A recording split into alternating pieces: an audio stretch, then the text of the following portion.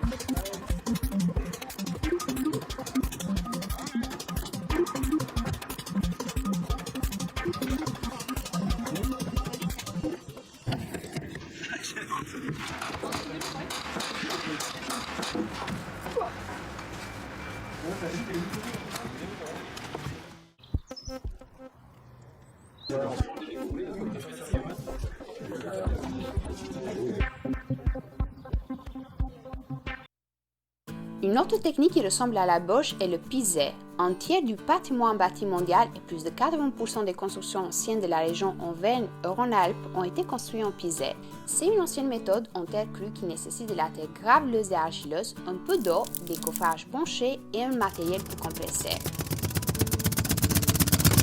Les avantages des constructions en terre crue sont leur inertie thermique et leur capacité de permettre la régularisation hygrométrique de l'intérieur. Pour ces caractéristiques, le code du bâtiment du Conservatoire européen des échantillons de sol de l'INRA a été réalisé en pisé. Les murs ont une résistance en compression de 2 MPa et ils permettent de soutenir la toiture. On peut décoffrer immédiatement après la réalisation du mur. En revanche, il faut prévoir de fines couches de 15 à 20 cm pour pouvoir tasser.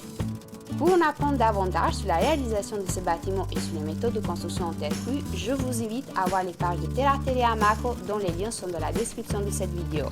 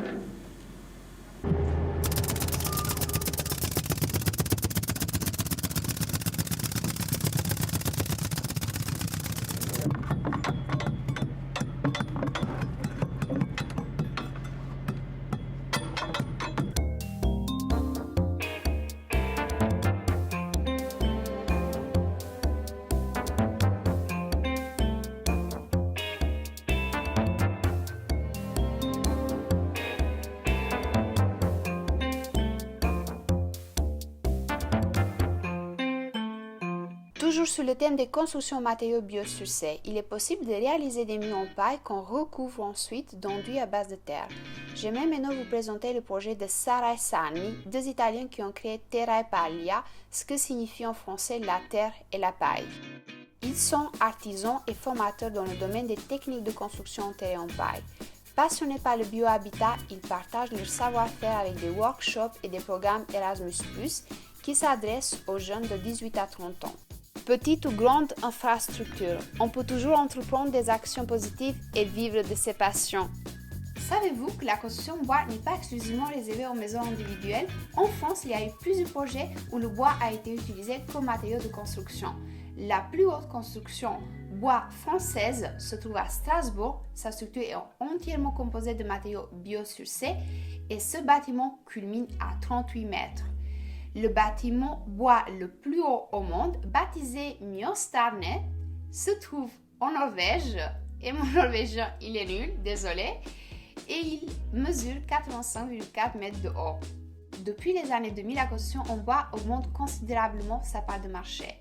Pour la construction des infrastructures des JO 2024, les bâtiments ne dépassant pas les 8 étages seront entièrement faits en bois. Pour les maisons individuelles, la construction en bois reste cependant peu répandue en France comparée aux États-Unis, au Canada et aux pays nordiques où la majorité des maisons sont en bois. Cette peur nous vient d'être de l'histoire des 3 petits cochons.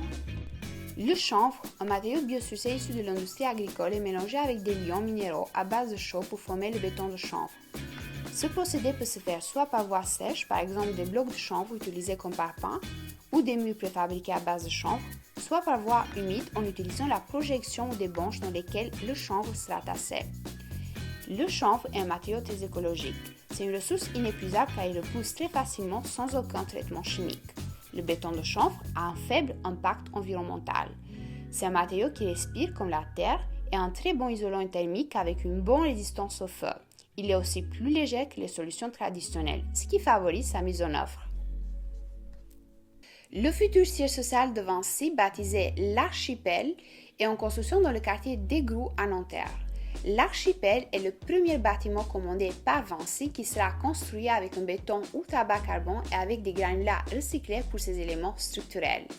Le béton est créé à partir d'un mélange de gravier, de sable, d'eau et de ciment qui servent de colle. Selon les besoins, on peut ajouter des additifs tels que les fluidifiants, les antigels, les fumées de silice ou les fibres végétales et métalliques. Voici comment le ciment est fabriqué.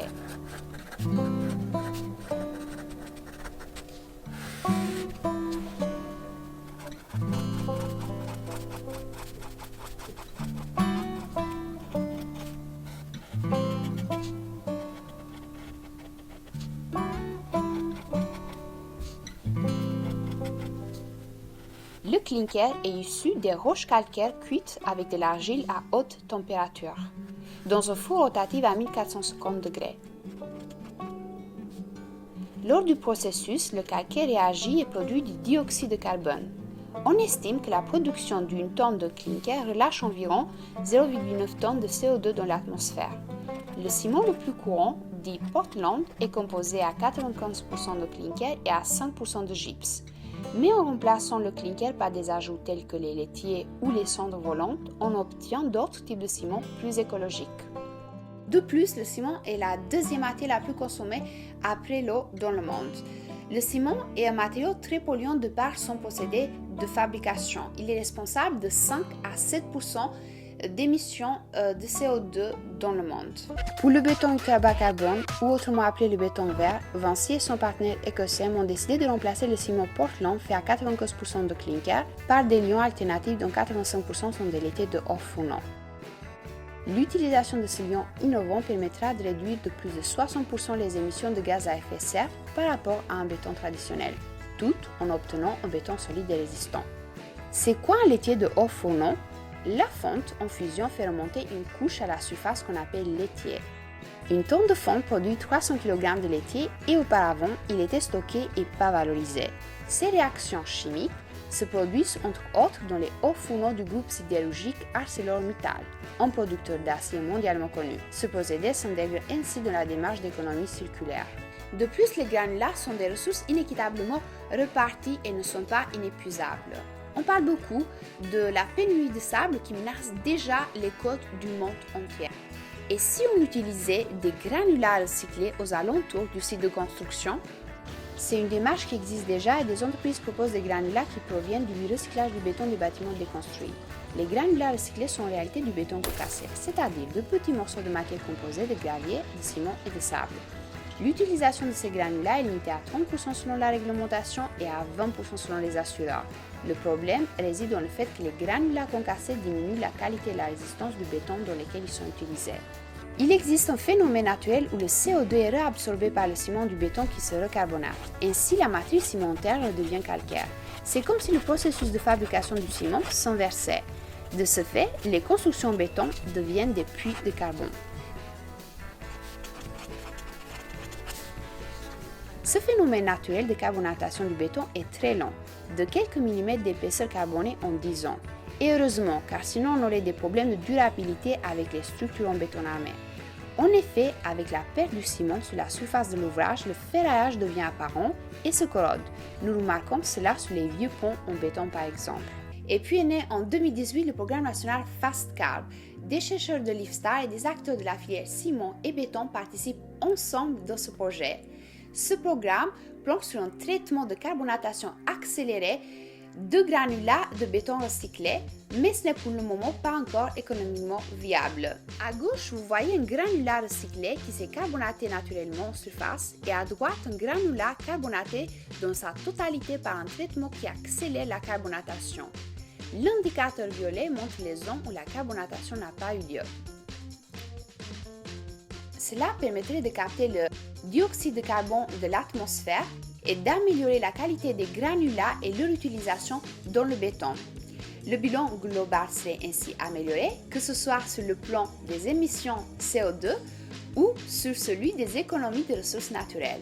Sur le projet Archipel, Vinci a pris le choix de pousser à 50% l'utilisation des granulats recyclés issus de la démolition des ouvrages existants en béton.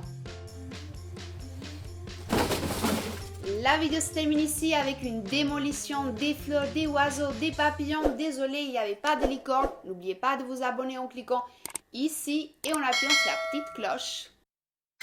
Alerte spoiler, alerte spoiler. La prochaine vidéo portera sur les autres axes de l'économie circulaire. Au revoir. Miłpawsim!